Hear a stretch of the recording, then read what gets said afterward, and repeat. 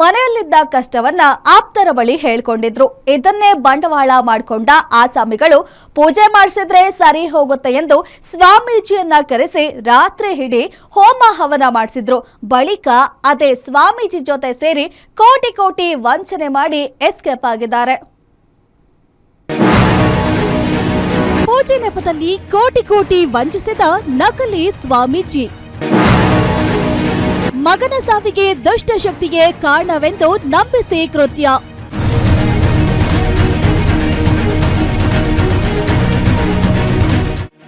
ಎಲ್ಲಿಯವರೆಗೂ ಮೋಸ ಹೋಗುವವರು ಇರ್ತಾರೋ ಅಲ್ಲಿಯವರೆಗೂ ಮೋಸ ಮಾಡುವವರು ಮಾಡ್ತಲೇ ಇರ್ತಾರೆ ಅನ್ನೋ ಮಾತಿದೆ.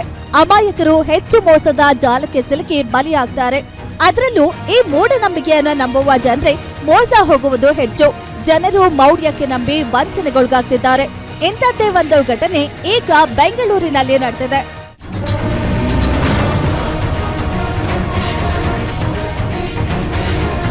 ಎಸ್, ಇಲ್ಲಿ ನೋಡಿ, ಮಾರುದ್ದ ದಾಡಿ ಬಿಟ್ಕೊಂಡು ದೊಡ್ಡ ದೊಡ್ಡ ಹೂವಿನ ಹಾರ ಹಾಕಿಸ್ಕೊಂಡು ಪೋಸ್ ಕೊಡ್ತಿರೋ ಇವನು ಯಾರೋ ದೊಡ್ಡ ಸ್ವಾಮೀಜಿ ಅನ್ಕೊಂಡು ಪಾದ ಪೂಜೆ ಮಾಡಿದ್ರು.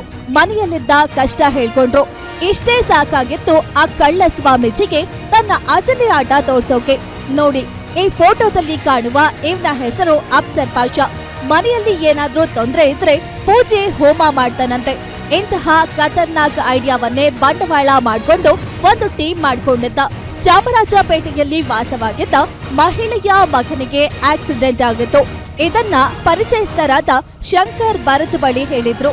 ಆಗ ನಮಗೆ ಪರಿಚಯಸ್ಥ ಸ್ವಾಮೀಜಿ ಇದ್ದಾರೆ, ಒಂದು ಪೂಜೆ ಮಾಡಿಸಿ ಸರಿ ಹೋಗುತ್ತೆ ಎಂದು ಮನೆಗೆ ಕರೆಸಿ 8 ಲಕ್ಷ ಖರ್ಚು ಮಾಡಿ ಇಡೀ ರಾತ್ರಿ ಪೂಜೆ ಮಾಡಿಸಿದ್ರು. ಬಳಿಕ ಕೆರೆಯಲ್ಲಿ ಪೂಜಾ ಸಾಮಗ್ರಿಗಳನ್ನ ವಿಸರ್ಜನೆ ಮಾಡಿಸಿದ್ರು.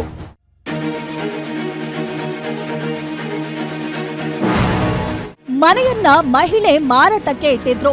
ಇದನ್ನ ಗಮನಿಸಿದ ಆಸಾಮಿ ಬಾಬಾ RBI ಬ್ಯಾಂಕ್ನಲ್ಲಿ 500 ಕೋಟಿ ಹಣ ಸೀಸ್ ಆಗಿದೆ, ನನಗೆ 2.5 ಕೋಟಿ ಹಣ ಕೊಡಿ ಎಂದು ಕೇಳಿದ್ದ. ಬ್ಯಾಂಕ್ನಿಂದ ಹಣ ರಿಲೀಸ್ ಆದ ಮೇಲೆ 10 ಕೋಟಿ ಕೊಡ್ತೀನಿ ಎಂದು ನಂಬಿಸಿ ಒಂದು ಮೆಸೇಜ್ ತೋರಿಸಿ ಶಂಕರ್ ಭರತ್ ಮೂಲಕ ಹಣ ಪಡೆದಿದ್ದ. ದಿನ ಕಳೆದಂತೆ ಹಣ ಕೊಡದೆ ಸತಾಯಿಸಿದ್ರು.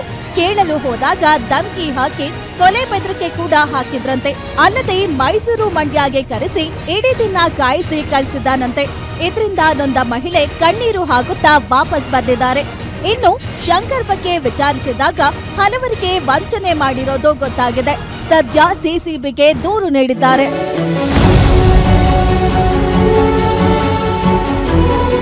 ಅದೇನೇ ಇದ್ರೂ ಸಹ ಮೋಸ ಹೋಗುವ ಜನರು ಎಲ್ಲಿವರೆಗೂ ಇರ್ತಾರೋ ಅಲ್ಲಿಯವರೆಗೂ ಮೋಸ ಮಾಡುವ ಜನರು ಇದ್ದೇ ಇರ್ತಾರೆ ಅನ್ನೋದಕ್ಕೆ ಇದೇ ಒಳ್ಳೆಯ ಉದಾಹರಣೆ.